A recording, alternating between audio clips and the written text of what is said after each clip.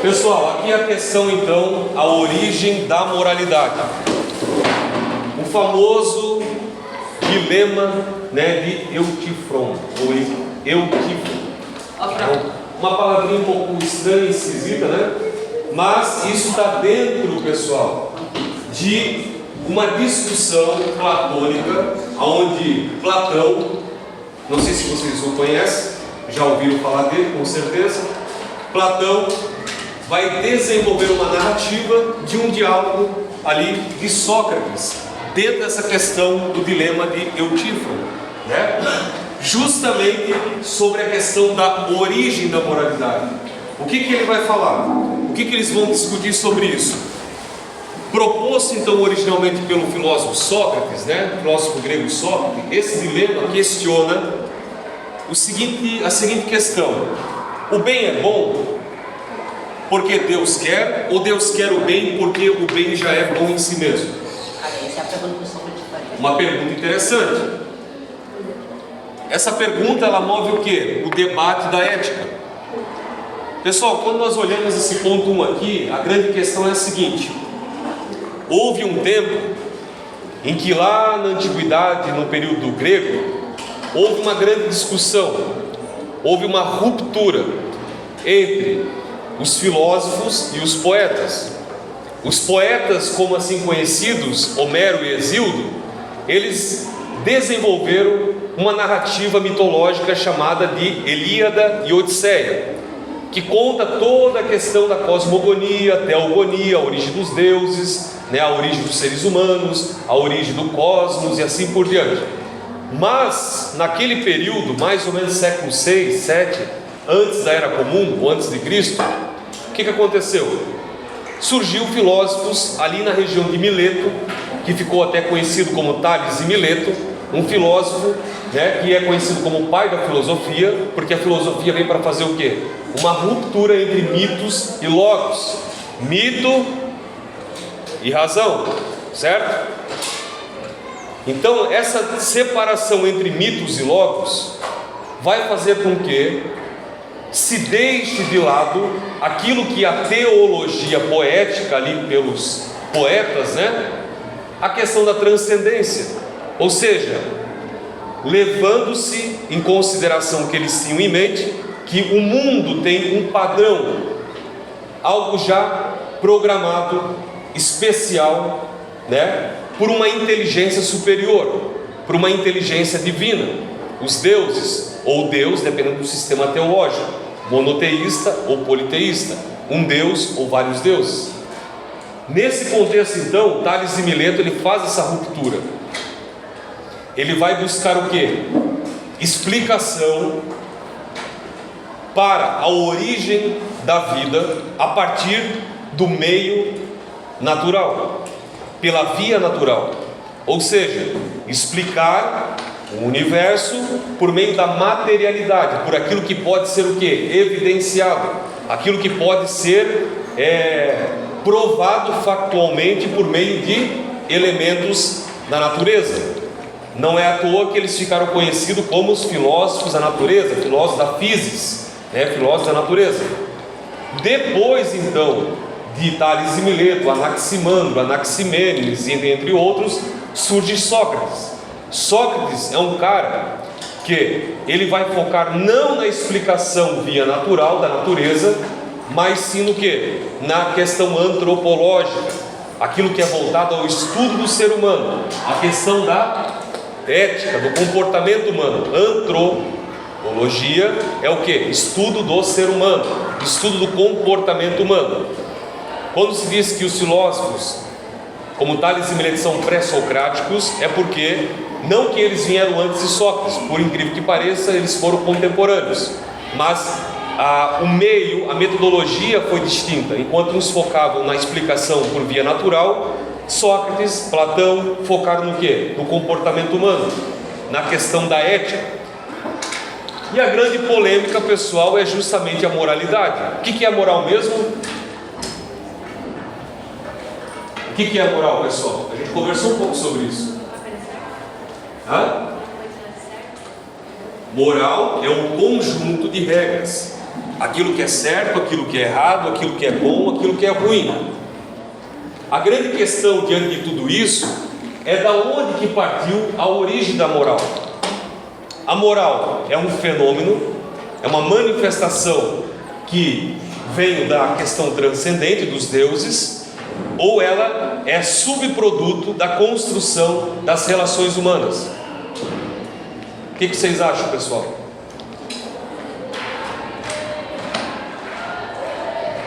E aí? Vamos usar o tic-tac aí?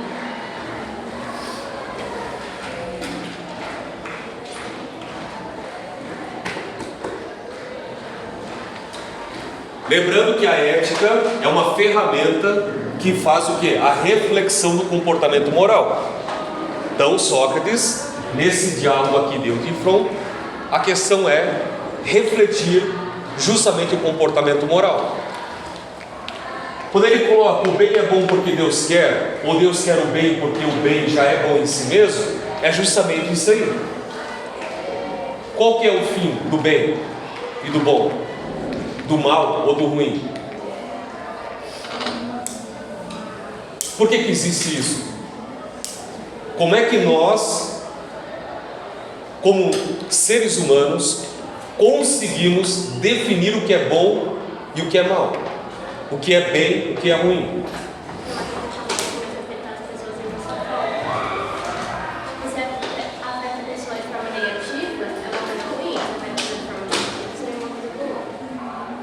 Amém?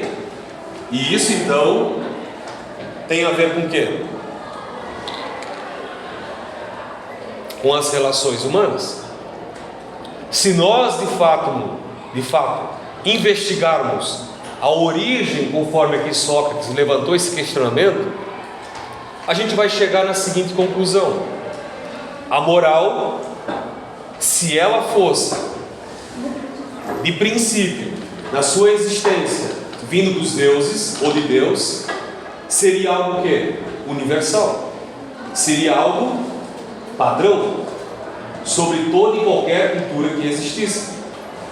Mas não é o que nós, à luz de uma investigação, chegamos à conclusão. Porque a moral, ela é relativa.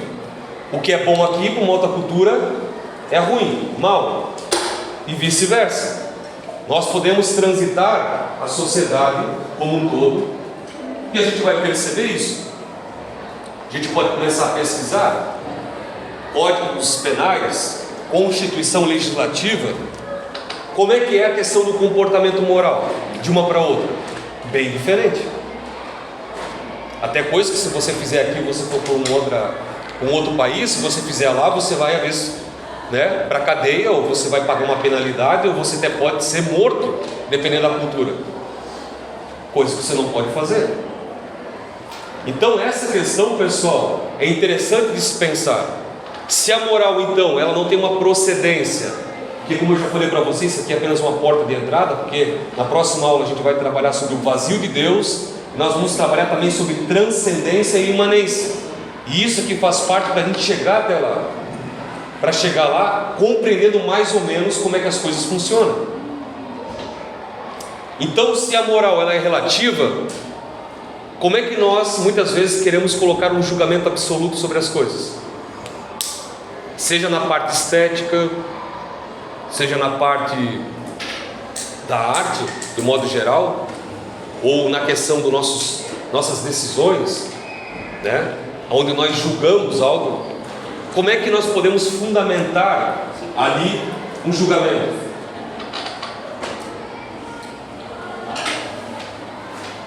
E aí? Como é que nós podemos fundamentar um julgamento, pessoal? Como é que você consegue julgar algo? Como é que você fundamenta o teu dizer?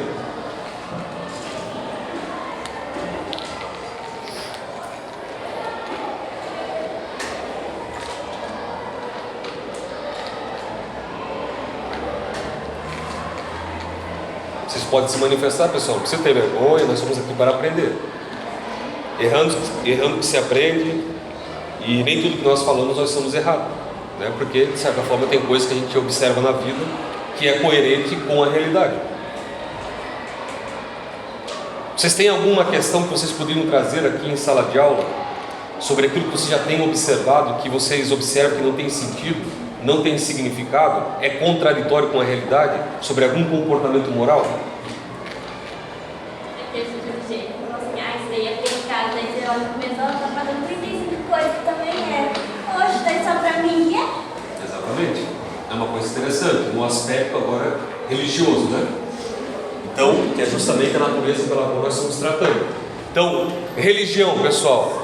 Por que é que não existe uma única religião na Terra? Por que existem milhões de religiões? Por que existem milhões de deuses? Por que esses milhões de deuses têm comportamentos diferentes uns dos outros? Porque existe um livre-arbítrio.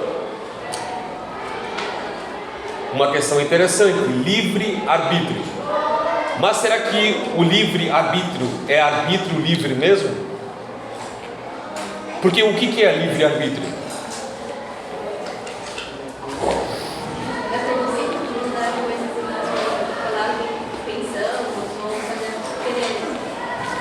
Só que tem coisa que a gente não pode fazer, porque tem Sim. então tem uma tira, mas não pode expressar.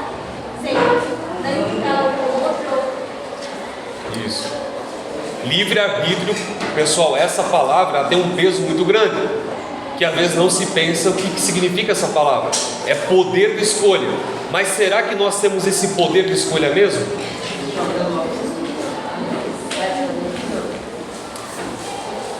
Se Deus ou os deuses, segundo as tradições religiosas, criaram os seres humanos e deram a eles livre arbítrio, quem é o culpado no fim da história? Os seres humanos ou os deuses? Os seres humanos? Será? Porque como é que nós passamos a ter ciência de alguma coisa? Conhecimento do que é certo ou errado? Se os deuses é que atribuíram esses atributos e conhecimento, quem é culpado no fim da história? Como é que um Deus pode julgar um ser humano, se o ser humano que passou a existir por uma ordem divina, e agora esse Deus deu livre-arbítrio, e ele fazendo certo ou errado, diante daquilo que Deus colocou para ele fazer, como é que ele pode ser julgado no final das contas? Vamos usar um exemplo bem fácil, pessoal. Você que está terminando a aula, Jardim do Éden. Quem que colocou a árvore do conhecimento do bem e do mal lá? Deus. Deus deu livre arbítrio. Mas Deus, em sua onisciência, sabendo todas as coisas, saberia que o ser humano pecaria, certo? Mas mesmo assim Deus criou o ser humano. E mesmo assim Deus, segundo a tradição, criou o inferno para condenar esse ser humano, pela qual ele colocou uma árvore lá no jardim do conhecimento que levaria o ser humano ao pecado e assim a própria condenação. E no final das contas, quem é o culpado de tudo isso?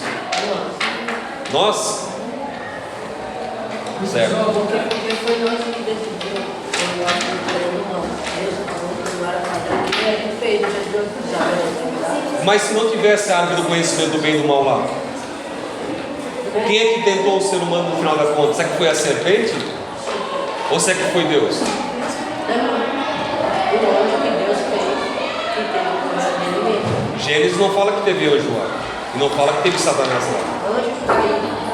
mas também não fala sobre isso lá. Quem era a serpente? Não fala sobre isso. Isso já é uma alegoria posterior. Mas quem era a serpente? A serpente era uma animalia da mais astuta espécie que tinha Que lá. existia na terra, mas que usou a serpente. Na literalidade, né? Isso aqui está falando uma questão histórica, né? Como se fosse um acontecimento. Mas quem. Porque a gente sabe que serpentes não falam, né? No máximo uma serpente que pica, né? Que morde. Injeta veneno e que mata. Mas quem era que estava conversando pela serpente? Quem é que estava conversando? Demônio. E quem é que estava falando sobre a questão? Demônio?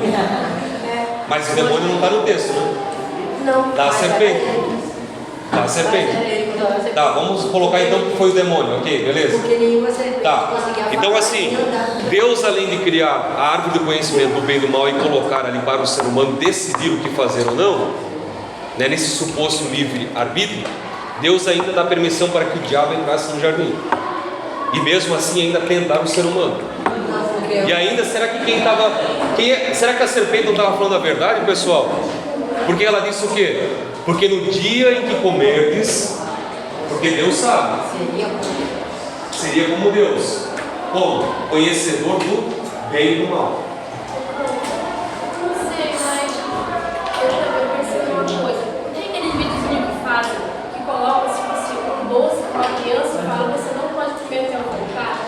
Aí tá, tem várias experiências. Aí depois eles investigaram ao longo dos anos que aquelas crianças que não comeram doce, elas foram muito mais sucedidas na vida, muito mais felizes. Será que não tem a ver com isso, essa questão da árvore, do conhecimento, do meio? Será que não é só questão da obediência? Eu também penso isso. Isso, na questão alegórica, a questão pedagógica, né, hebraica ali, que é construída, ela tem uma conotação justamente de falar porque que, no caso do templo de Jerusalém, o animal teria que ser sacrificado no lugar da pessoa. Porque o pecado exige sim um sacrifício. Você pode ver que depois, pessoal, só um momentinho, que depois que o ser humano, segundo ali a tradição no Gênesis, diz que ele peca, Deus pega um sacrifício, uma ovelha, um carneiro, ele sacrifica no lugar. Então tem uma teologia templária em Gênesis, tratando sobre isso aí. Ou seja, a culpa do pecado tem que ter uma substituição, que é um sacrifício.